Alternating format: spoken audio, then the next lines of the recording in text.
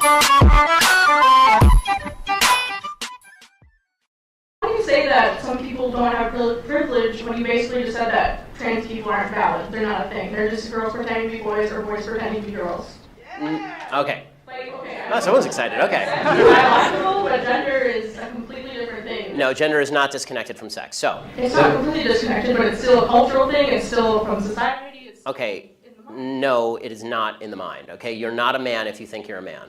And I didn't say pretending, or if I did, I shouldn't have said pretending. Let me amend. You said playing. Okay, I said a boy who thinks he's a girl. That's the usual phraseology I use. Not playing. I usually say a boy who thinks he's a girl or a girl who thinks he's a boy, which is technically what we're talking about here. The idea that sex or gender are malleable is not true. Okay, and I'm not denying your humanity if you're a transgender person. I am saying that you are not the sex to which you claim to be. But if you are going to dictate to me that I'm supposed to pretend that men are women and women are men, no. My answer is no. I'm not going to modify basic biology because it threatens your subjective sense of what you are. Okay, but you're still saying these kids should not be accepted because they don't really fit in either place? They can't just I'm saying that the Boy Scouts have a standard. You must be a biological boy to be a Boy Scout. You have to be a boy to be a Boy Scout. Where's that written though? Okay. In the name Boy Scouts. Because this is a very because for all of human history, boy meant boy and girl meant girl. Have you talked to a group of trans people at all instead of this group of white people? I'm more than happy to talk to a group of any people who will have me, but usually they protest me. Okay, last question about your Planned Parenthood thing. So why do you think it's not about controlling women's bodies and just about the separate life? After the baby is born, how come more people don't care about them? They don't care where they end up in foster care. They don't care about the mother being poor. Okay, I do care about the mother being poor. I do care about foster care. Okay, but why don't you advocate for that, though? Because Planned Parenthood is supposed to prevent abortions. Because, Planned Parenthood doesn't prevent abortions. They perform hundreds of thousands of abortions a year. They perform 300,000 abortions a year. They're the leading abortion mill in the United States. Evidence for that, though? That they perform 300,000 abortions a year from Planned Parenthood. That's my evidence. They don't dispute that. No one disputes that. Birth control and cancer. I'm not anti-birth control. I know. Birth control is extraordinarily cheap. That provides affordable birth control, which would in turn. Okay, they're not the only people in America who provide affordable birth control. You can go get a pack of condoms down at the local CVS for $12. Condoms great. People need medication too. Yes, and it's true that most forms of birth control are also extraordinarily cheap on an annualized basis, unless you have a severe problem. And I'm not against people going and getting that from Planned Parenthood. As you may have noticed, I'm mostly against abortion. If you want to go to Planned Parenthood and get a contraceptive, go for it. I don't care. I do care when you start killing babies. This is a problem for me. Well, thank you for coming, everyone. I'm going to talk to you a little bit today about genitals and gender. This might be hard to believe, but are you aware that nobody gives a shit? And my talk is called Genitals Do Not Equal Gender.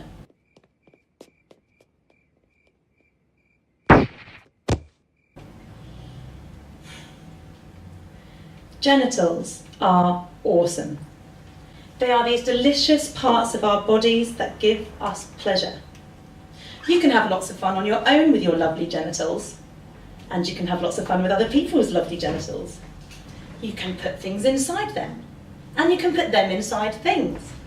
You can smoosh them and stroke them and squish them and lick them. Oh, genitals. Oh, genitals. No, genitals.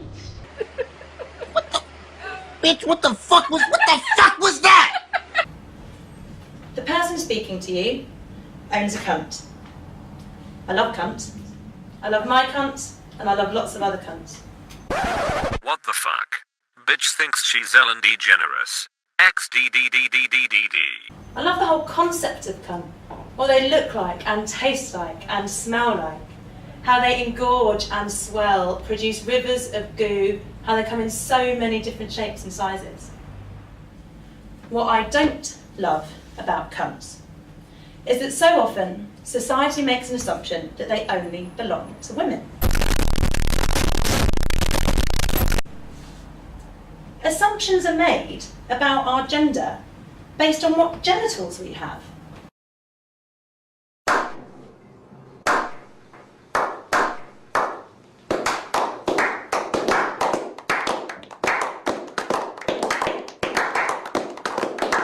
And the same thing happens the other way around. You see, in most polite forms of society, you meet someone's gender before you meet their genitals. Society takes one look at the person presenting to them and thinks it knows what's in their pants. Well, I have news for you, society. You don't. Being the proud owner of a beautiful cunt does not make me a woman, or a girl, or female, or any other word that describes a gender.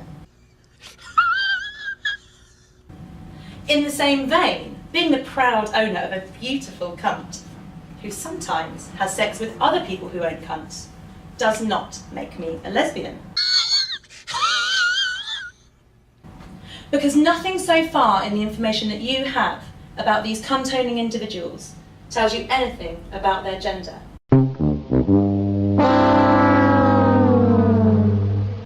Let alone their orientation. Making that assumption can at best feel uncomfortable and at worst be devastating to those being misgendered or misgenitaled. This is a particularly sensitive issue when exclusive spaces are set up based on gender or genitals. Being the owner of a cunt and going to a cunt-only space is fabulous, but it becomes a whole lot less fabulous if that space then later gets referred to as women's space. You need to shut the fuck up! You've restarted, let me fair just enough. stop you so you don't waste a line of questioning. I'm just giving you... I love the mansplaining. I'm enjoying it. You're loving what? The mansplaining that's going on. What do Well, you just mean? talking me through how by not answering the question, by repeating processes which are not related to the question that I've asked. What's mansplaining, Senator? Well, it's the slightly patronising and condescending way that you're responding to my questions. Well, I would suggest, Senator, that if you're putting the word man in front of some description of what I'm doing, you're doing that which I'm sure you're very much against, is making a sexist implication about how I'm conducting my role as a man. Well, then the easiest way to do it... Is that what you're saying, Senator? Well, what I'm saying is that the way you've been responding to me has been patronising and condescending, and I have responded to that. So the easiest way to deal with this is not to have that way in responding to the questions I've asked. Imagine the reaction, Senator, if I said you were woman-splaining. You're saying that I'm mansplaining. Well, it is a term that's used. Is it by whom? Well, it is a term that's used. By rude... Doesn't make by any rude sense. senators. By senators no. who are seeking to make gender an issue. Stop being a hypocrite. Well, Conduct yourself appropriately for this place. I'm sorry you're so offended by the use of the word. It is a word that's used. I'm surprised that you're so shocked by the use of the word. No, I'm just calling hypocrisy. Hypocrisy. Thy name is Labor. Thy name is Senator Gallagher. For all the cunt-owning not women in attendance, this space has suddenly been denied to them. They might feel invisible or like imposters. Similarly, if you attend a women's space, but it suddenly becomes apparent that by these people's standards you must have a cunt in your pants to qualify, then the cock between your legs means that you're no longer welcome, and the fear of being discovered is not one any of us should be facing. Put simply, a room full of people who own cunts is not a women's space. And a women's space is not necessarily a room full of people who own cunts. These are some simple rules that I think might be able to help us if we start setting up spaces exclusively around gender or genitals. If you set up a space for women, you set up a space for women with all types of genitals. Cocks, cunts, anything in between. If you set up a space for men, you set up a space for men with all types of genitals. Cocks. Oh my God! What's your energy solution? Is locally owned, renewable energy for the people, by the people, not for corporate profits. What kind of energy? Localized wind and solar. So wind, which kills more birds than any other energy system. That is inaccurate. It is. Would you like to guess how many birds are killed by wind? Enough that the current administration is actually exempting them from federal laws which would put them in jail for the number of birds they're killing. I'm sorry, but I think you should agree that the American people are a little bit more important than birds. Ah, the American people are more important than birds? Okay. I will say that the tailings ponds.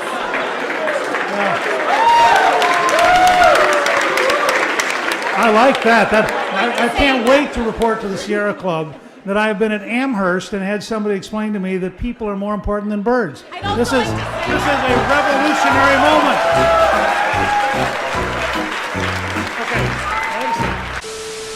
In what aspect of American culture do women not have equal rights? The fact that we don't have paid maternity leave, but we still have a culture that says that women should care for children, I think it's very sexist. So you want to go against the biological ticking of humans that women are the raisers of children? That's biologically incorrect, sir. Here is your description of the Trump administration. You wrote this piece in Teen Vogue, which I guess you write for. Oh, which you guess I write for? Yes, that's not fake news. That's real news. I write for you guess. Oh, you guess, Tucker? That's really patronizing. I haven't read Teen Vogue because I'm not a Teen Vogue. Well, you have in front of your producers asked me if I wrote for Teen Vogue. You have my Teen Vogue article in front of you. My name is Lauren Duca, and I write for Teen Vogue. Well, got it. Here's what you wrote. Okay. The road ahead is a treacherous one. There are unprecedented amounts of ugliness to untangle, from deciding whether our president can be an admitted sexual predator to figuring out how to stop him from threatening the sovereignty of an entire religion. Yes. What does it mean to threaten the sovereignty of religion? What does that even mean? That means an entire agenda, a platform based on banning Muslims, which is still available on his website. How does that threaten the sovereignty of religion? That's moronic. How does that threaten the sovereignty of it? Pardon me for taking your words literally. Sorry, how does what threaten the sovereignty of it? Threatening to ban Muslims? That threatens the sovereignty of it? Yes, that completely, that profiles based on the basis of religion and reduces people to their beliefs and dictates what they can and cannot publicly believe. That doesn't threaten the sovereignty of it.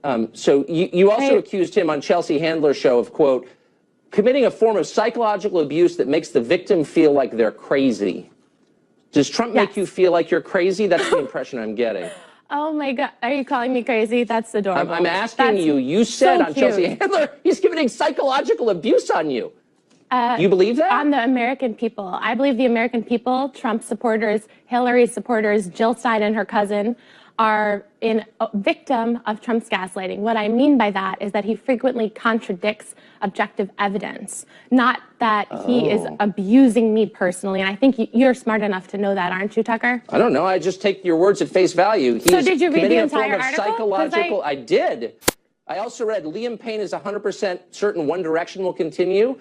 Adriana Grande rocked the most epic thigh-high boots at Jingle Bell, and Black China and Rob Kardashian went through the messiest breakup of 2016. Those are your other pieces. But I'm trying to get to what you're writing about Trump taking a break from the thigh-high boots and ask what you mean about him committing psychological abuse on you. A woman can love Ariana Grande and her thigh-high boots and still discuss just letting you know that I read you in Teen Vogue as of today. And those things are not mutually exclusive. You know, now that you bring up Teen Vogue, we treat young women like they don't have a right to a political conversation. Dumb and like you can't be, enjoy Kylie Jenner's Instagram and worry about the future of this country. And those things are not mutually exclusive. So you know what? I did write about Ariana Grande, and I did write about the abusive, bigoted, those pieces were a little smarter than your piece about threatening the sovereignty of a whole religion. Find the boots. Stick to the thigh-high boots. You're better at that. Lauren, thanks for joining us. You guys are gross. Yeah. Yeah, absolutely. Right? Okay. Yeah. You like it, though. I don't know. Little bit. Maybe in your religion, lady. See? Men, you cannot trust them. They're going to be obsolete in a few years because I heard we're making synthetic sperm. So we don't even need you anymore. You might not, but there's a couple up there.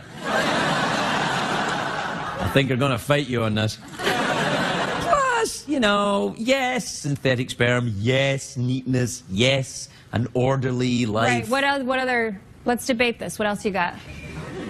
Me. Make a case for men. We're awesome.